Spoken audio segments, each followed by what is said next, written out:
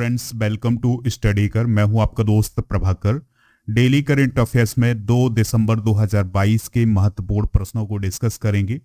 तो आप इस लेक्चर को बहुत ही ध्यान से और लास्ट तक जरूर देखिएगा। लास्ट में इस लेक्चर का हम रिवीजन करने वाले हैं। इसके अलावा आपसे एक क्वेश्चन भी पूछा जाएगा, तो उसका आंसर आपको कमेंट बॉक्स में देना है। दोस्तों, अगर आपको ये लेक्चर पसंद आता है तो आप इसे लाइक करें, शेयर करें सभी दोस्तों को। इसके अलावा चैनल को सब्सक्राइब भी कर ले। चलिए फ्रेंड्स, इस लेक्चर की शुरुआत करते हैं और देखते हैं पहला क्वेश्चन क्या है।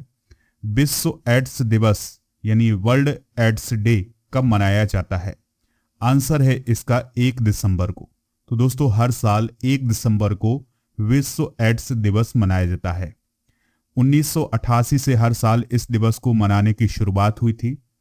और जो ये एड्स है, ये बीमारी किस वायरस से फैलती है? याद रखिएगा, ह्यूमन इम्यूनो डिफिशियंसी वायरस के कारण ये बीमारी फैलती है, जिसके कारण हमारी जो प्रतिरक्षा क्षमता है वो खत्म हो जाती है। यानी इसका मतलब यह है कि हमारी जो रोगों से लड़ने की जो क्षमता है वो खत्म हो जाती है। तो दोस्तों, यह दिवस इसलिए मनाया जाता है कि एड्स की बीमारी के बारे में लोगों को जागरूक किया जाए और जो लोग इससे मारे गए हैं उनके प्रति शोक व्यक्त किया जाए। 2022 की थीम क्या है? याद रखिएगा, इक्वालाइज। इक्वालाइज जो है 2022 की थीम है। अब यहां पर बात आई है एड्स की। तो एड्स का कई बार एग्जाम में फुल फॉर्म भी पूछ लिया जाता है। तो इसका फुल फॉर्म होता है एक्वायर्ड इम्यूनो डिफिशियंसी सिंड्रोम। चलिए दोस्तों, जो दिसंबर माह में प्रमुख दिवस मनाए जाएंगे, चलिए उनको डिस्कस करते हैं। तो 1 दिसंबर को विश्व एड्स दिवस मना लिया गया है। 2 दिसंबर को विश्व कंप्यूटर साक्षरता दिवस मनाया जाएगा।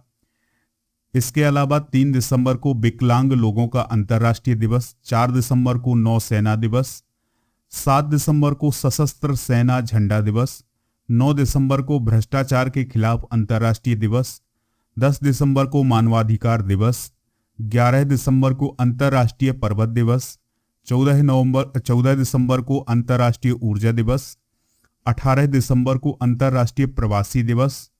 इसके अलावा 19 दिसंबर को गोवा मुक्ति दिवस और 20 दिसंबर को अंतर्राष्ट्रीय मानव एकता दिवस मनाया जाएगा।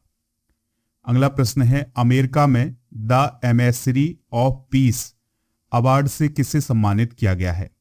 तो दोस्तों, श्री श्री रविशंकर को the ambassador of peace award से सम्मानित किया गया है और यह अवार्ड जो है वो अमेरिका में प्रदान किया गया है। तो भारतीय आध्यात्मिक नेता और वैश्विक मानवतावादी श्री श्री रविशंकर को यूएस सिटी ऑफ मेम्फिस ने राष्ट्रीय नागरिक अधिकार संग्रहालय के द्वारा प्रतिष्ठित द एम्बेसडर पीस पुरस्कार से सम्मानित किया है। दोस्तों, उनके द्वारा एक अभियान चलाया जाता है जिसका नाम है आई स्टैंड फॉर पीस। तो इसके लिए उन्हें यह पुरस्कार दिया गया है। देखिए, यहां पर पुरस्कार की बात आई है तो कुछ इंपॉर्टेंट पुरस्कार डिस्कस करते हैं। अभी हाल ही में छत्रपति शिवाजी महाराज वास्तु संग्रहालय को अवार्ड ऑफ एक्सीलेंस पुरस्कार दिया गया है यूनेस्को के द्वारा। तमिल लेखक इमायम को कोबेम्बू राष्ट्रीय पुरस्कार से सम्मानित किया गया है। डॉक्टर संजीव कुमार बाल्यान को राष्ट्रीय गोपाल रत्न पुरस्कार से सम्मानित किया गया है। राजेंद्र पवार को फिक्की के द्वारा लाइफ टाइम अचीवमेंट अवार्ड 2022 से सम्मानित किया गया है। रवि कुमार सागर को डॉक्टर कलाम सेवा पुरस्कार दिया गया है। अभी हाल ही में पूर्णिमा देवी बर्मन को चैंपियन ऑफ द अर्थ पुरस्कार से सम्मानित किया गया है। पत्रकार दानिश मंजूर भट्ट को जयपुर फुट यूएसए पुरस्कार से सम्मानित किया गया है। कथक नृत्यांगना है उमा शर्मा, उनको सुचित्रा चरत राम पुरस्कार से सम्मानित किया गया है। इसके अलावा खालिद जावेद को जेसीबी साहित्य पुरस्कार से सम्मानित किया गया है। अजीत अंजुम और आरफा खानम को कुलदीप नैयर पत्रकारिता सम्मान से सम्मानित किया गया है अभी हाल ही में। तो दोस्तों, ये सभी पुरस्कार जो हैं वो आप नोट कर लीजिएगा, आपके एग्जाम के पॉइंट ऑफ व्यू से बहुत ही इंपॉर्टेंट है। अगला प्रश्न है, हॉर्नबिल महोत्सव किस राज्य में शुरू हुआ है? दोस्तों, ये वेरी इंपॉर्टेंट क्वेश्चन है। इसमें आप 3 स्टार जरूर लगाइएगा क्योंकि ये क्वेश्चन हर बार एग्जाम में पूछा जाता है। तो हॉर्नबिल महोत्सव किस राज्य में शुरू हुआ है? तो नागालैंड में शुरू हुआ है और ये हर साल नागालैंड में ही मनाया जाता है। तो दोस्तों नागालैंड के हॉर्नबिल महोत्सव का 23वां संस्करण 1 दिसंबर 2022 से नागा हेरिटेज विलेज किसामा से शुरू हुआ है। यानी किसामा नाम के गांव से यह जो महोत्सव है वो शुरू हुआ है। इसका उद्घाटन किसने किया है? तो भारत के उपराष्ट्रपति हैं कौन? जगदीप धनखड़। तो उनके द्वारा इस कार्यक्रम का उद्घाटन किया गया है। यह महोत्सव कब तक चलेगा? तो 10 दिसंबर तक चलेगा। दोस्तों हॉर्नबिल महोत्सव हर साल दिसंबर के पहले सप्ताह में नागालैंड में मनाया जाता है। यह महोत्सव हॉर्नबिल पक्षी के नाम पर रखा गया है। यानी जो हॉर्नबिल नाम रखा गया है यह एक पक्षी का नाम है जो कि नागाओं के लिए बहुत ही महत्वपूर्ण है और बहुत ही पूजनीय पक्षी माना जाता है। दोस्तों एक बात और याद रखिएगा, 1 दिसंबर को नागालैंड का राज्य दिवस भी मनाया जाता है। ठीक है, तो अगर आपसे क्वेश्चन पूछा जाए कि नागालैंड का राज्य दिवस कब मनाया जाता है, तो वो 1 दिसंबर को मनाया जाता है। देखिए यहां पर महोत्सव की बात आई है तो हमें बहुत सारे महोत्सव भी जानना जरूरी होता है एग्जाम के पॉइंट ऑफ व्यू से। तो दोस्तों मांडू महोत्सव मनाया जाता है मध्य प्रदेश में, बेलम कैप्स फेस्टिवल आंध्र प्रदेश में, लाई हरोबा महोत्सव त्रिपुरा में, बक्सा पक्षी महोत्सव पश्चिम बंगाल में, जो कुटपुई महोत्सव मिजोरम में, धनु जात्रा महोत्सव ओडिशा में, माधवपुर मेला गुजरात में, रथ उत्सव तमिलनाडु में। इसके अलावा दोस्तों करावली उत्सव कर्नाटक में, माघ बिहू असम में और नागोबा जात्रा तेलंगाना में मनाया जाता है। तो ये है कुछ महत्वपूर्ण महोत्सव, इनको भी आप नोट कर लीजिएगा। अगला प्रश्न है बीएसएफ स्थापना दिवस परेड 2022 किस राज्य में आयोजित की जाएगी? तो दोस्तों जो बीएसएफ स्थापना दिवस परेड है ये पंजाब राज्य में आयोजित की जाएगी 2022 में। तो बीएसएफ यानी सीमा सुरक्षा बल, बॉर्डर सिक्योरिटी फोर्स भी बोला जाता है। तो इसका 58वां स्थापना दिवस की जो परेड है वो 4 दिसंबर 2022 को गुरु नानक यूनिवर्सिटी कैंपस अमृतसर में होने वाली है।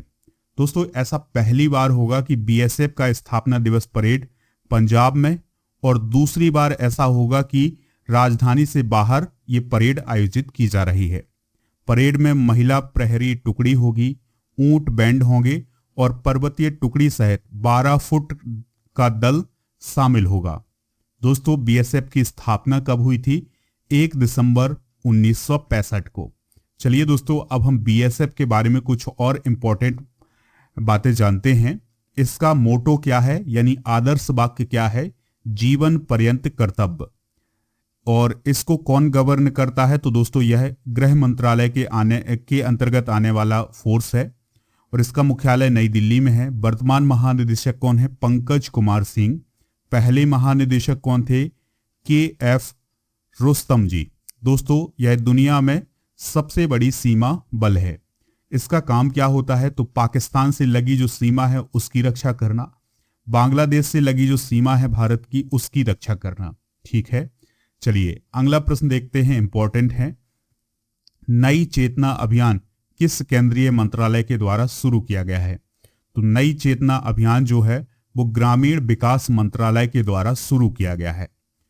ठीक है दोस्तों, तो यह सभी राज्यों में राष्ट्रीय ग्रामीण आजीविका मिशन के तहत शुरू किया गया यह एक अभियान है और इसका उद्देश्य है महिलाओं को हिंसा को पहचानने और रोकने और उन्हें उनके अधिकारों के बारे में जागरूक करना है।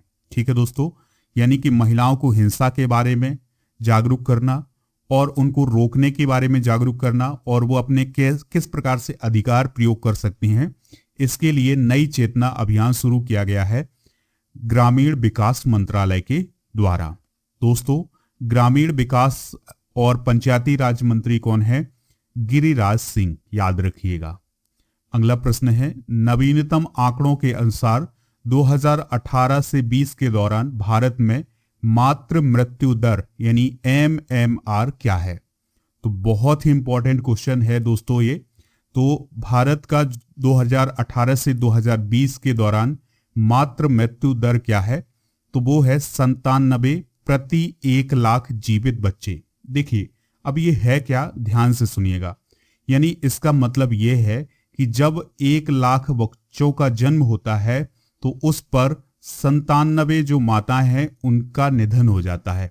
ठीक है, तो अब ये जो रेशियो है ये कम हो गया है भारत का। ठीक है, 2018 से 20 के दौरान ये 97 प्रति 1 लाख जीवित बच्चे पर ये आंकड़ा आ गया है, और 2014 से 16 के बीच यह आंकड़ा 130 हुआ करता था, लेकिन 2018 से 20 यह आंकड़ा 97 हो गया है।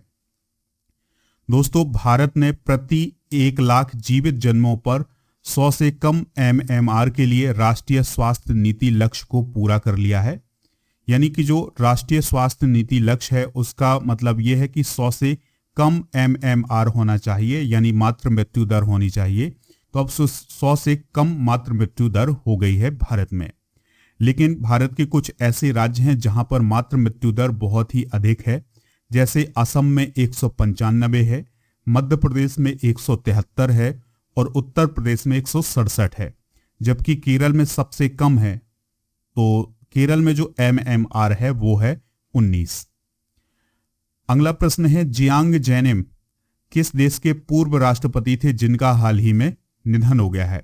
तो दोस्तों, जियांग जेमिन जो थे वो चाइना के पूर्व राष्ट्रपति थे, तो उनका हाल ही में निधन हो गया है। तो पूर्व चीनी राष्ट्रपति जियांग जेनिम का संघाई में निधन हो गया है, और वो चाइना के 1993 से लेकर के 2003 तक राष्ट्रपति रहे हैं। उन्होंने 1996 में भारत का दौरा किया था और भारत का दौरा करने वाले पहले चीनी राष्ट्रपति थे।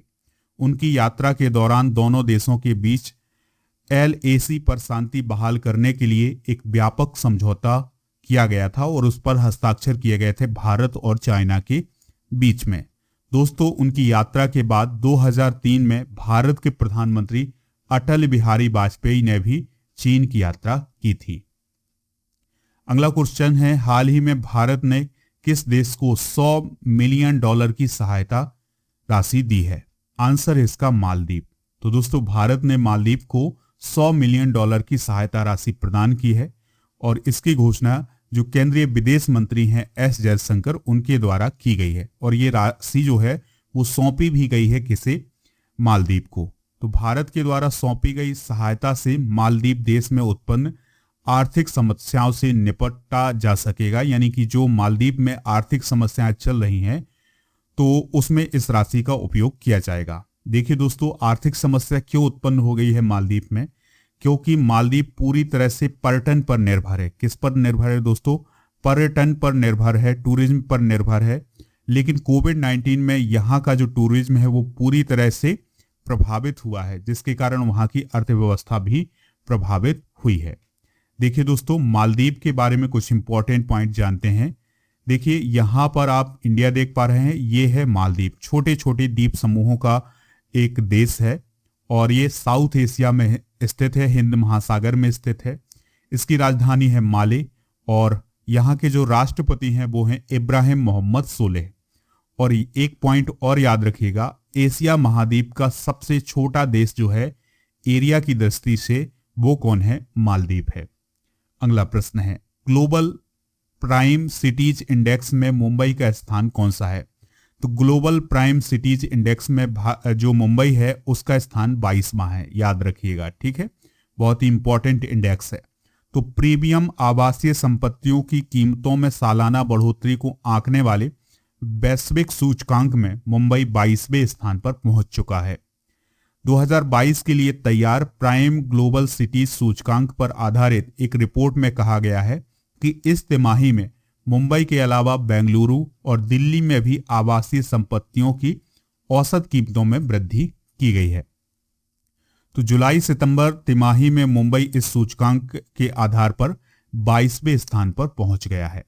तो आपको केवल इतना याद रखना है कि जो ग्लोबल प्राइम सिटीज इंडेक्स है उसमें मुंबई का स्थान 22वां है।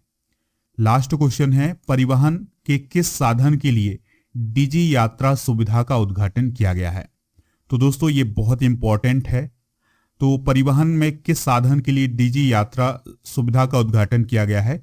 तो वो किया गया है हवाई यात्रा के लिए। किसके लिए दोस्तों? हवाई यात्रा के लिए। नागरिक उड्डयन मंत्री कौन है? ज्योतिरादित्य सिंधिया। तो उनके द्वारा 1 दिसंबर 2022 को इंदिरा गांधी अंतर्राष्ट्रीय हवाई अड्डे नई दिल्ली में डिजी यात्रा सुविधा का उद्घाटन किया गया है। यह सुविधा बेंगलुरु, वाराणसी और दिल्ली सहित देश के 3 हवाई अड्डों पर शुरू की गई है। दोस्तों, ये डिजी सुविधा क्या है इसको हम समझते हैं। तो इसमें यात्री अपना नाम, ईमेल आईडी, मोबाइल नंबर और किसी वैलिड आईडी प्रूफ से डिजी यात्रा का रजिस्ट्रेशन कर सकते हैं। आईडी प्रूफ्स के रूप में वोटर कार्ड होगा, ड्राइविंग लाइसेंस होगा, आधार कार्ड होगा, पासपोर्ट, ये सभी इस्तेमाल किए जा सकते हैं। रजिस्ट्रेशन होने के बाद यात्री को एक डिजी यात्रा आईडी मिल जाएगी और टिकट बुक करते समय इस आईडी का इस्तेमाल करना होगा। पहली बार यात्रा करने पर आईडी को वेरीफाई करवाना होगा और एयरपोर्ट पर उपलब्ध कियोस्क पर यह आसानी से किया जा सकेगा। इसके बाद हर यात्रा के दौरान टिकट बुक करते समय आपको यही आईडी यूज करनी होगी। यानी दोस्तों, इस प्रकार से एक डिजिटल यात्रा कह सकते हैं इसको, जिसमें आप एक बार अगर आपको ये डिजी यात्रा की जो आईडी है वो मिल जाती है तो आप आसानी से टिकट बुक कर सकते हैं। आपको बार बार चेकिंग की जरूरत नहीं होगी। तो इस प्रकार की ये जो डिजी यात्रा सुविधा है ये हवाई यात्रा पे शुरू की गई है। तो अभी वर्तमान में बेंगलुरु, वाराणसी और दिल्ली में शुरू की गई है। चलिए दोस्तों, उन प्रश्नों को हम एक बार फिर से रिवाइज करते हैं जिनको अभी हमने पढ़ा हुआ है। तो पहला क्वेश्चन है, विश्व एड्स दिवस कब मनाया जाता है? 1 दिसंबर को। अमेरिका में the emissary of peace award से किसे सम्मानित किया गया है? श्री श्री रविशंकर को। हॉर्नबिल महोत्सव किस राज्य में शुरू हुआ है? नागालैंड में। बीएसएफ स्थापना दिवस परेड 2022 किस राज्य में आयोजित की जाएगी? पंजाब में। नई चेतना अभियान किस केंद्रीय मंत्रालय के द्वारा शुरू किया गया है? ग्रामीण विकास मंत्रालय के द्वारा। नवीनतम आंकड़ों के अनुसार 2018 से 20 के दौरान भारत में मातृ मृत्यु दर यानी MMR कितना रहा है? 97। जियांग जेमिन किस देश के पूर्व राष्ट्रपति थे जिनका हाल ही में निधन हो गया है? चाइना के। हाल ही में भारत ने किस देश को $100 मिलियन की सहायता राशि दी है? मालदीव को। ग्लोबल प्राइज सिटीज इंडेक्स में मुंबई का स्थान कौन सा है? 22वां। परिवहन के किस साधन के लिए डिजी यात्रा सुविधा का उद्घाटन किया गया है? हवाई यात्रा के लिए। अब आपसे एक क्वेश्चन पूछा जा रहा है जिसका आंसर आपको कमेंट बॉक्स में देना है। विश्व एड्स दिवस कब मनाया जाता है? जो भी इसका राइट आंसर हो आप कमेंट बॉक्स में जरूर बताइएगा। देखिए दोस्तों, अगर आप इसका पीडीएफ डाउनलोड करना चाहते हैं तो वो हमारे ऐप से कर सकते हैं। ऐप का लिंक आपको डिस्क्रिप्शन बॉक्स में दिया गया है, तो वहां पर जाइए, आपको पीडीएफ मिल जाएगा। जैसे ही स्टडी मटेरियल पर जाएंगे तो आपको पीडीएफ मिल जाएगा। इसके अलावा मंथली करंट अफेयर्स के पीडीएफ और जो भी इंपॉर्टेंट पीडीएफ हैं वो सभी उपलब्ध हैं, तो इनको आप डाउनलोड जरूर करिएगा। जय हिंद, वंदे मातरम।